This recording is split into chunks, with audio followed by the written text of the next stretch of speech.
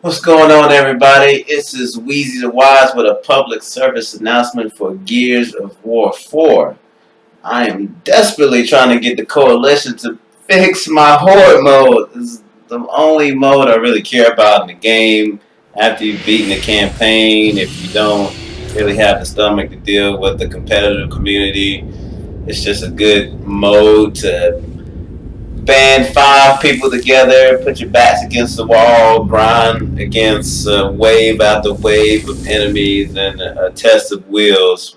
You know, I know the verses give you that short attention span, but this is a battle of skills and cooperation and teamwork. I mean, you really can't do it by yourself. I mean,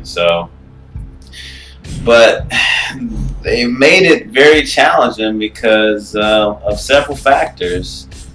I mean, for starters, the microtransaction piece is really irritating. Not because they make you buy packs with real money. I mean, you can use in-game currency, but it's the fact that you're so reliant upon these various skills to play in the harder difficulties of Horde mode. And I mean, I can come in here and manage and equip bonuses that will give me more XP and credit when I do play.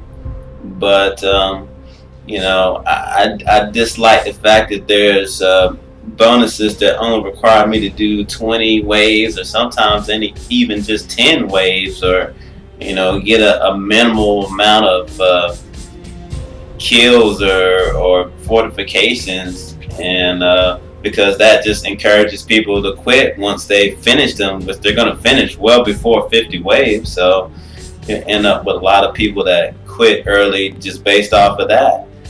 And I mean, you see these 5 skill classes: soldier, sniper, engineer, heavy, and scout. They each have their strengths. Like a scout can collect more energy than anybody, an engineer can build more. And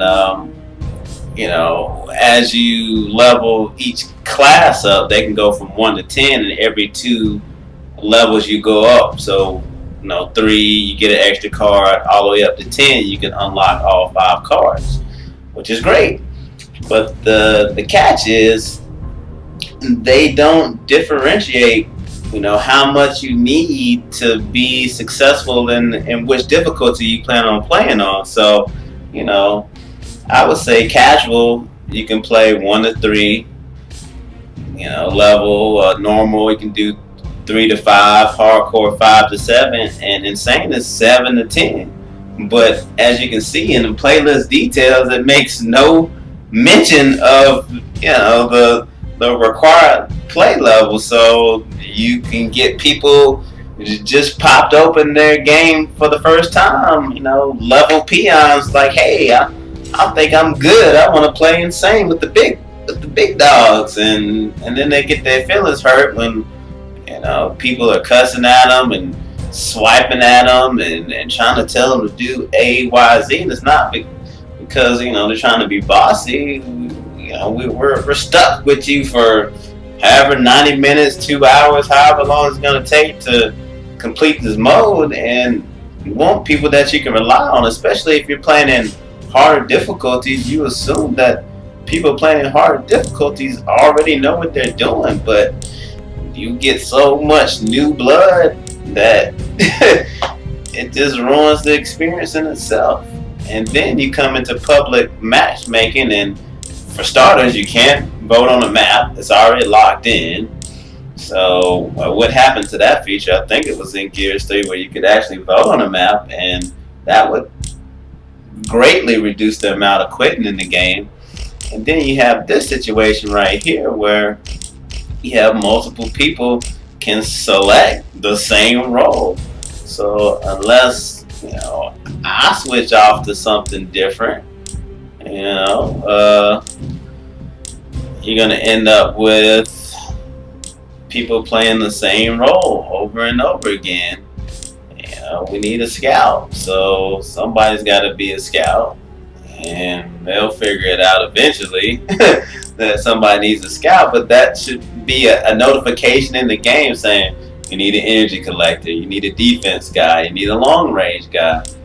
And if they put that kind of information already into the game, that would increase people's knowledge of the game tenfold. So they understand why, the what how the team is balanced, and why those whoever brings that ability into the game is gonna impact the game. And then once you start the match, again, there's no tutorial for beginners in this game. So I mean, you just gotta kind of figure, and they give you maybe a helpful hint, like when you first start, just the fabricator is where you build stuff, but they leave a lot to the imagination, and so you're really relying upon everybody else to kind of already know what they're doing, which I think, again, the casual and the normal modes would be the perfect modes to incorporate a tutorial into, so that by the time you do get to higher levels, then everybody's ready to play. But this is what happens. Look at this. Just started the game. I guess the heavy quit before the match even started, so everybody else follows suit. So we're back in this loop again. This is 50 to 75% of my games right here don't even get off the ground. The ones that do get off the ground, 90% of those don't even really get past the first 10 waves. If you're lucky to get past the first 10 or 20 waves, you got to deal with quitters with the bounty and leave you high and dry, or people are upset with inexperienced players that are not playing the right way, hurting the team, getting everybody killed in the wave. That means you lose your bonus points. You don't get a consecutive bonus. You gotta, if you lost fortifications and things, if you can't recoup that energy with the scout that's aware and things, then you just basically start to downward spiral. It becomes harder and harder to complete that wave once you run into a snag, if you don't get it within the first retry. So I mean, it's almost time to quit anyways, and so I don't know how you would keep people from quitting. But again, I think if they followed a few of those suggestions that I made, that would definitely be a start. And even have like some hints for recommended layouts for certain stages. Like this particular stage, the soldier doesn't need a hammer or dime because it's indoors, so a hammer wouldn't work indoors. So look at this. I mean, we got 4 people wanting to be a sniper.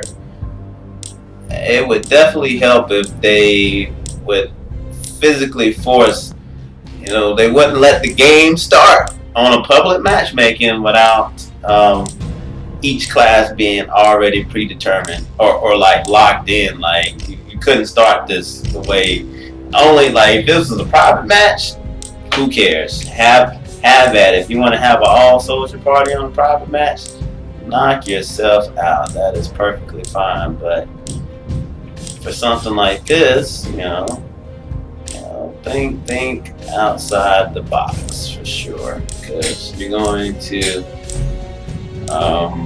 need it later on. So I guess that's my rant. Please, in the future updates, maybe incorporate some of this stuff. You can leave the luchadors and silly skins. Just focus on stuff that will make your community happy. So like or disagree, let me know in the comments below, and be sure to subscribe to my page. I appreciate all the support and love. Thank you for listening, and peace out.